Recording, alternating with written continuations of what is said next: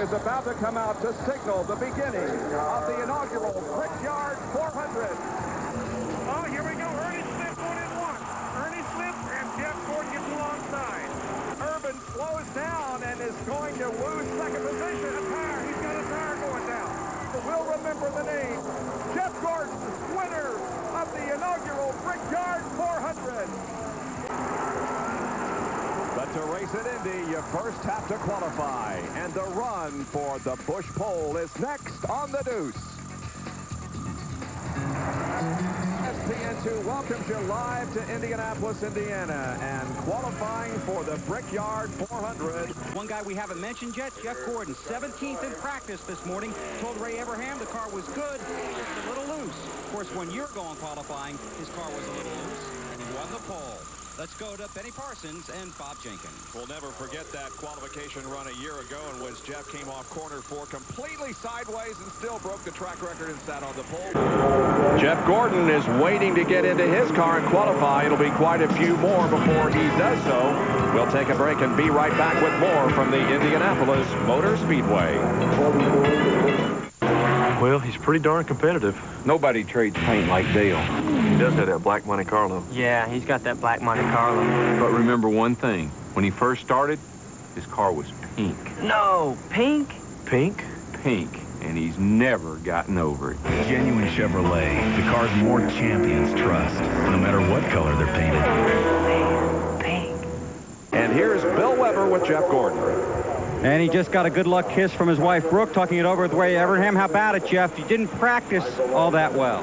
No, we haven't been real spectacular yet, but, you know, it's amazing what can happen sometimes when you get out there. You put the pressure on you, and you tape these things up and cool it down with new tires. So we think we've got a little bit left, but what I'm finding out, everything I'm watching so far is the guys that hit turn 1 and they bonsai turn 1, we'll see what they've got.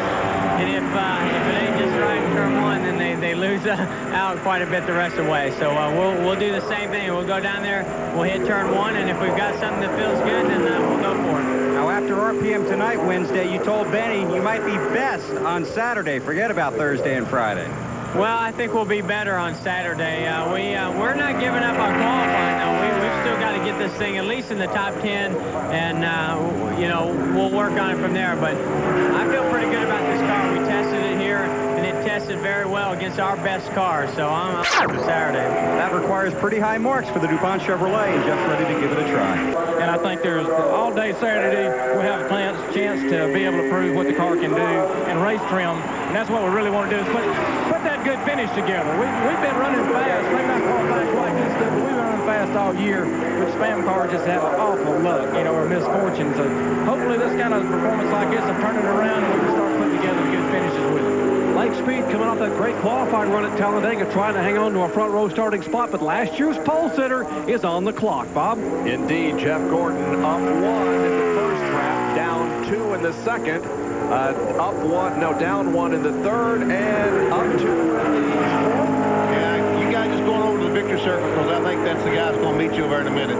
1 mile per hour, talking about getting that 51 flat. Here's a car that's going to run 51 flat. You think so?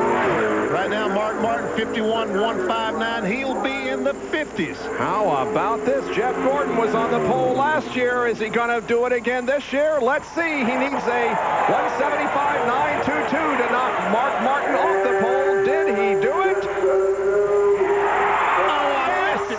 I missed it. Doggone it. Jeff, go back and do that again.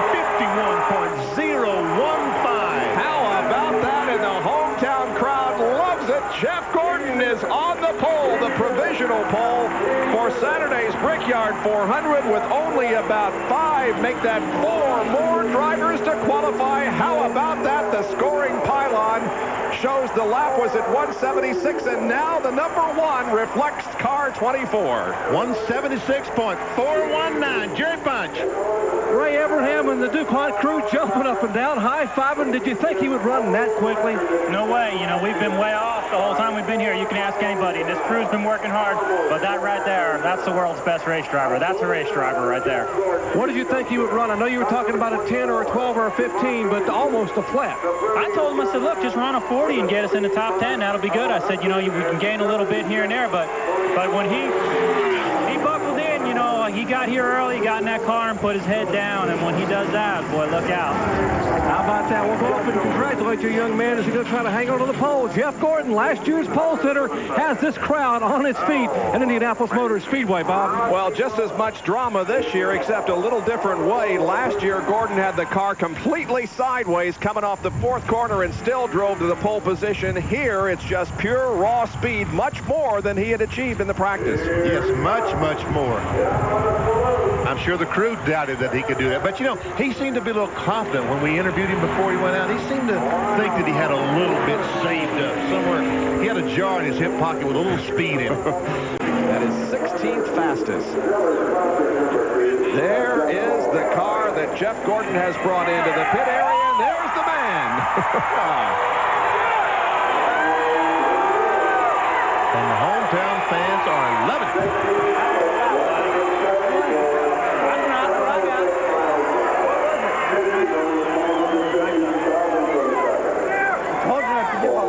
Well, they're still celebrating. Charlie Seegers, who helps build the engines. Jeffrey, what an impressive lap. I mean, that was exciting. Well, that's pressure. We were able to step up to the pressure today, but I don't know if that's going to be the pole, but I tell you what, that's as good a lap as we can possibly get out of this thing. Yeah, I told Ray we need to tighten it up just a little bit, made a few minor changes after that last run, and I didn't get my best laps out there during practice. But I got my best one I've had so far since we've been here when it really counted. That's during qualifying. So, man, I hope to God that it sticks because I'm thrilled to death. I tell you, they're in a greater feeling than to get out of the car and have all these Indiana people and all the people from all over the country cheering you on. And it's great to be here. What part of the lap was the hold your breath part? What was the closest part where you were really hanging on? Which part wasn't? Man, you gotta hold your breath this whole run. This place is one of the toughest, I believe, to qualify on. And I mean, I love to qualify, and I like to hang it out on the edge, but you just really can't hang it out there on the edge too much, or you get yourself in trouble. And you know, turn 4 was really the big one because I made it through 1 and 2 pretty good. I made it through 3, and I've been making it through 3 most of the time. Made it through there good. I said, man, 4, it's gonna get loose. I know it's gonna get loose. Just don't do what I did last year and get it too sideways. Because this year I don't know if I'll be able to straighten it out. And I kept it pretty smooth through there, and I knew I had a good lap, but I had no clue. I had no clue it was that good. And I saw some folks cheering us on, and I tell you, I was like, did I? No way. There's no way. And I got about halfway down back there, and I said, I think I did. That's awesome. Jeff, you weren't born here, but you're an adopted Hoosier. Turn to these crowds and wave a little bit. They want to tell you how much they appreciate what this young man did. Take a listen, folks.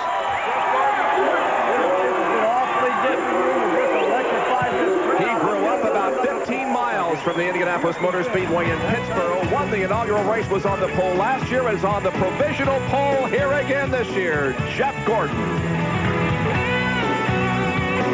And this year it goes a 171.979.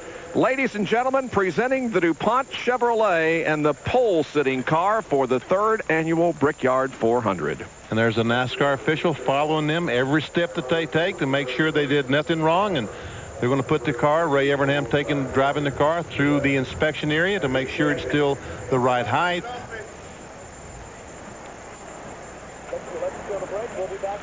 Well, an impressive qualifying performance by Jeff Gordon. I don't think there was hardly anybody when looking at the practice speeds that thought he could do it, but he did. Gordon sets the new track record, starts from the pole position in Saturday's Brickyard 400. Back with more from the Indianapolis Motor Speedway in a moment.